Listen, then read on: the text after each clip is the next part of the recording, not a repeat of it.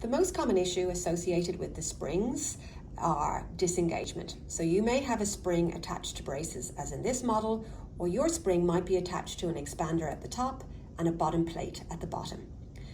If you overextend, the rods can become disengaged.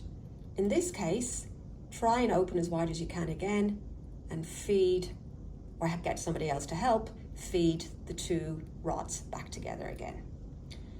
The second most common thing is where you can get some rubbing against the cheek in this area or up in this area.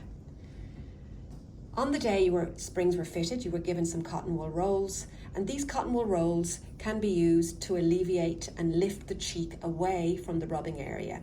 So situated down here or situated back up here. The important thing is to keep the cheek lifted off the area that's rubbing. If you don't have any cotton rolls left, you can roll up some paper towel and make it the appropriate thickness. The idea is just to keep the lip and the soft tissue lifted away from the area that's rubbing. The third issue with the springs is where you can't get them to connect at all, or one has fallen off. So what ends up happening is you have something that's flopping around like this, or something that's flopping around like that.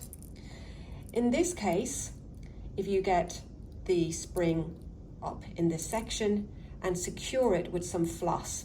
So tie some floss around the spring and around the arch wire of the brace, or the same idea down here around the spring and the wire at the bottom. If you have the expander plate, you may not be able to attach the spring using the floss, and in this case you may have to see an emergency dentist to have the spring cut loose. There is another video on our page for dentists to show them how to remove these springs.